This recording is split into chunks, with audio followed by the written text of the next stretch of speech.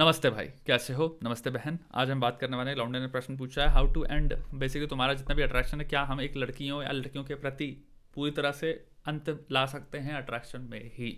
इसको हम दूरी से शुरू करेंगे और एंड पे जाते जाते हम बिल्कुल पॉइंट पे मैं एड्रेस कर दूंगा।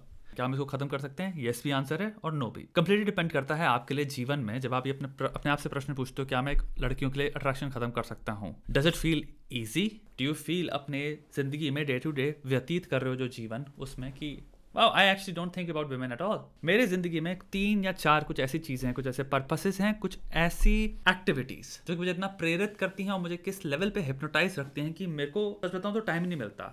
फॉर एग्जाम्पल, ऐसे लोग जो कि ऑब्सेस्ड हैं किसी ना किसी चीज से, they found what they want to do and उसको उस लेवल पे वो परस्यू कर रहे हैं कि they actually don't have any time for even friends. बहुत ही अनहेल्थी लाइफस्टाइल हो सकता है, yes, and in honesty they don't feel like they are missing out a lot as well. If that is you, then या दूसरा category आ सकती है lot of people जो कि भक्ति, अध्यात्म, द लाइफ ऑफ गॉड। एक और चीज हमें नोटिस करनी है, वो अकेले नहीं है। अकेलापन और शादी ना करना 2 अलग चीजें हैं। अगर आपकी जिंदगी में कुछ ऐसे लक्ष्य हैं, कुछ ऐसी चीजों की प्राप्ति कर ली आपने, कुछ रियलाइजेशंस हो सकती हैं, तो आप डॉक्टर हो, कोई साइंटिस्ट हो, कोई किसी चीज में किसी को कोई ऐसा सब्जेक्ट मिल गया जिसमें आपको है कि मेरे को इतना खतरनाक लेवल पे गोल दिख रहा है, इसमें एम्बिशन आपकी इतनी स्ट्रांगली एम्बेडेड है उसमें कि आपको लगता है मुझे फील ही नहीं होता कि एक्चुअल में कोई नीड है।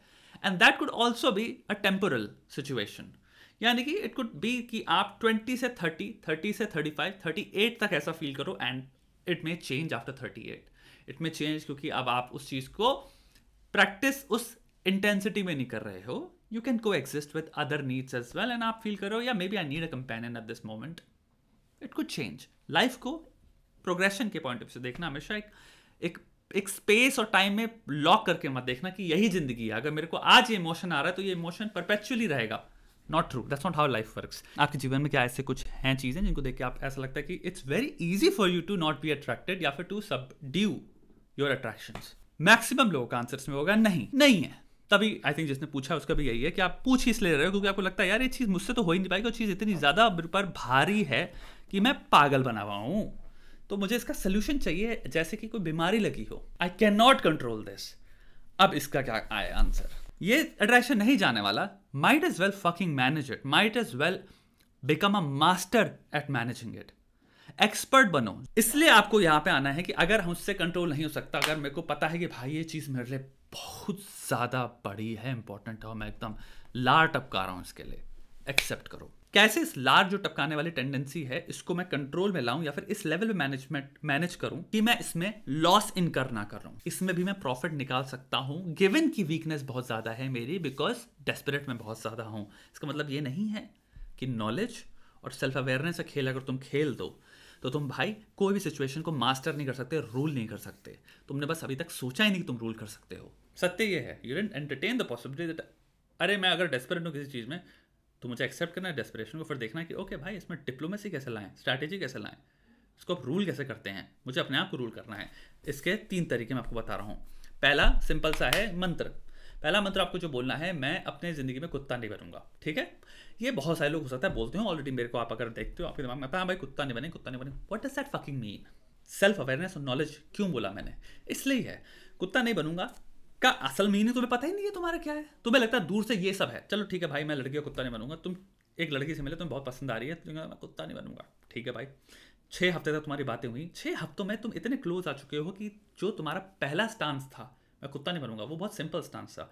अब वो इतना कॉम्प्लिकेट हो चुका है क्योंकि अब तुम्हारी भावनाएं इस लेवल पे जुड़ चुकी हैं, बहुत सारी स्टोरीज कनेक्ट हो चुकी हैं, बहुत सारे बिहेवियर्स कनेक्ट हो चुके हैं कि अब तुम्हारे लिए कॉम्प्लिकेट हो रहा है लाइन ड्रॉ करना कि कुत्ता कहाँ मैं बन रहा हूँ, कहाँ नहीं बन रहा। सिंप्लिसिटी में कुत्ता नहीं बनना बहुत आसान है समझना। कॉम्प्लेक्सिटी में क्या बाउंड्रीज हैं जिसमें मैं कुत्ता बन रहा हूं, वो भी नॉलेज है ना, सेल्फ नॉलेज के अंदर आता है। सो जब साइमल्टेनियसली नॉलेज मिले तुम्हें वहां पे लाइंस ड्रॉ करनी है। ओके क्या बिहेवियर है जहां पे मुझे लगता है ये मुझे नहीं करना चाहिए था, ये थोड़ा सा लाइन मेरी ज्यादा जा रही है, with consideration to equality, fairness.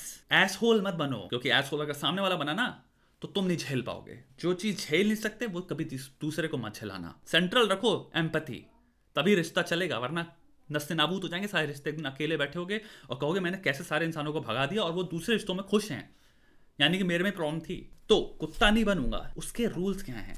ये एक नॉलेज है या एक एजुकेशन है जो ये लाइफ लॉन्ग चलेगी मेरे भाई। आप 13 साल में 26 पे कुत्ता बनना क्या होता है आप नहीं लिख पाओगे।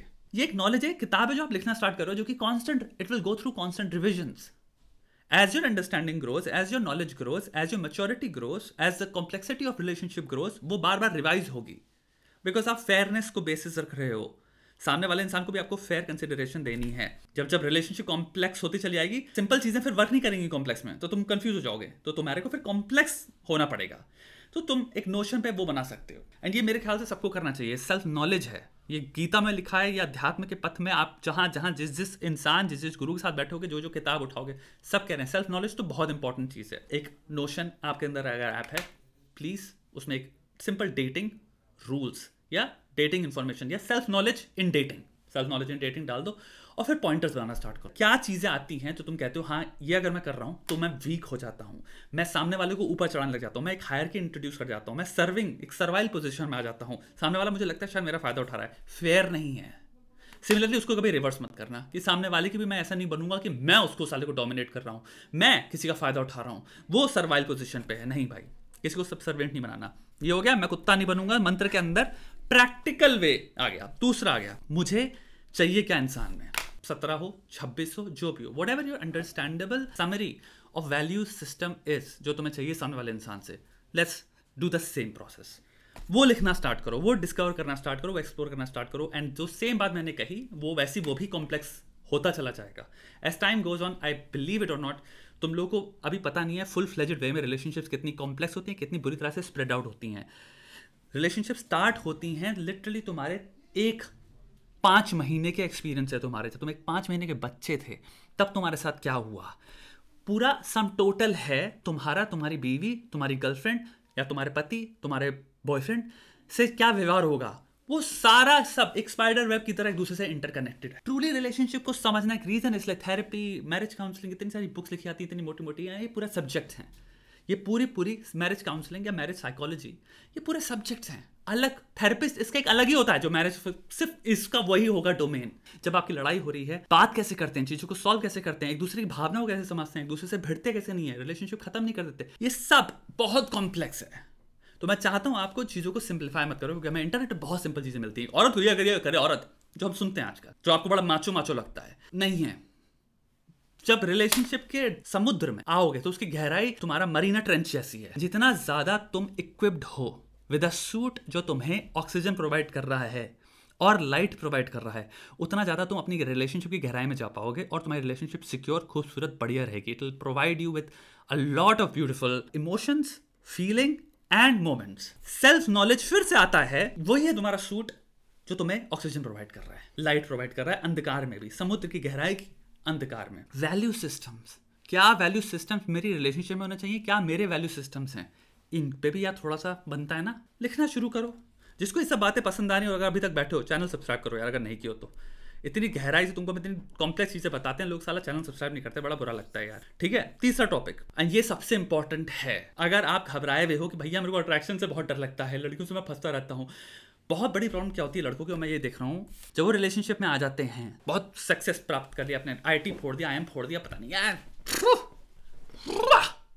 और फिर आपको लगा भाई अरेंज मैरिज में तो बेस्ट लड़की मिलनी चाहिए भाई, सबसे सुंदर, वो लड़की में भी हो सकता है IIT गई हो, ये वो जो, ठीक है, आपकी शादी होती है, सॉर्टेड मीटिंग हुई, 2 बहुत ही हाई इनकम प्रोड्यूसिंग लोगों की शादी हुई है बीच में। अब शादी के बाद वही जो मैं बात पिछले पोस्ट में कर रहा था, जब चीज़ें थोड़ी सी गहरी हुई, यानी सरफेस लेवल इंटरेक्शन खत्म हो चुके हैं, अब रहना सहना आया है, और डेली आर्ग्यूमेंट जो कि बनते हैं जब कोई भी दो मॉडर्न होमो सेपियंस, चाहे वो लड़के हो, चाहे बेस्ट फ्रेंड हो, चाहे भाई हो, चाहे कुछ भी हो, अगर एक एनक्लोज स्पेस में रह रहे हो, तो कहीं ना कहीं लड़ाई तो कभी ना कभी होगी, because difference in opinions, difference in lifestyles आएंगी, डिसीजन मेकिंग जहां पे कॉन्फ्लिक्ट होगी, तो लड़ाई तो होती। ये जो गहराई है, इनको अप्रोच कैसे करते हैं इन डिसएग्रीमेंट्स को, ये कोई सिखाने वाला नहीं है ऑनलाइन। अब ये सीखना आसान भी नहीं, क्योंकि ये किताबें हैं। सो आपका एक धर्म बनता है for the proliferation of prosperity of your relationship, आपको किताबें पढ़नी है रिलेशनशिप पे भी। हो सकता है आपको लगे यार ये तो सारी किताबें लड़कियां पढ़ती हैं, हम तो macho man, build a millionaire, block of success, and जो आपके माता पिता के रिश्ते थे, मुझे नहीं पता कैसा रहा आप घर में आए हो। मैं चाहूंगा आप मैं चाहता हूं आपकी वाइफ से जो भी सिचुएशन, आपका जब भी बच्चा हो, तो आपका बच्चा आपका एग्जाम्पल लेके अपनी ज़िंदगी को आगे बढ़े। एंड फिर मैं अभी बात बता रहा हूँ, मैंने जब स्टार्टिंग बात कही थी कि आपका 5 महीने से एजुकेशन स्टार्ट हो गई है आपकी, सिमिलरली आपका जो भी बच्चा होगा जब भी आप किसी के साथ हो उसकी भी 5 महीने से एजुकेशन स्टार्ट होगी, क्योंकि आपको नहीं पता उनका पूरा ब्रेन मैप कर रहा है सारे एक्सपीरियंसेस, जो भी आपका जैसा व्यवहार होगा घर के अंदर। इन्वायरमेंट बहुत इंपॉर्टेंट चीज़ होता है। तो तुम लोगों ने IIT लेजर से फोड़ दिया दोनों ने, तो पैसा वैसा तुम बहुत बड़े दे दोगे, तुम लोग रिसोर्सेज प्रोवाइड कर पाओगे, बेस्ट स्कूल जा पाएगा बच्चा, चलो ठीक है वहाँ पे तो बहुत हो गया, लेकिन माँ बाप से उसको देख के क्या मिल रहा है बहुत बड़ी चीज़ होती है वो।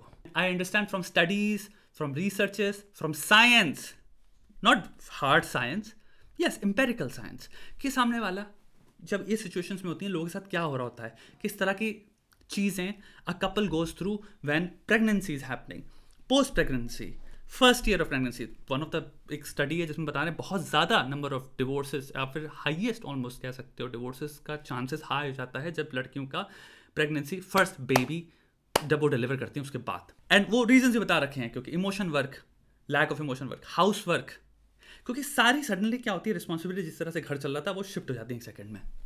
अब अगर तुम्हें ये सब बातें पता हैं तो तुम ऑलरेडी प्री प्रिपेयर्ड होते हो। दिस इज प्रोएक्टिव अप्रोच, कि तुम्हें पता है कि ये जो पॉइंट है, दिस जोन जिसमें हम इस वक्त अराइव कर रहे हैं, इट इज़ नोन एम्पेरिकली कि सबसे ज़्यादा कपल्स में फाइट और बहुत बुरी तरह से प्रॉब्लम्स ये होती हैं। ऑल्सो लिस्टेड है उस स्टडी में कि क्या क्या क्या क्या प्रॉब्लम्स होती हैं। सो तुम्हें पता है कि ठीक है हम पहले से इनको कैसे अप्रोच कर सकते हैं।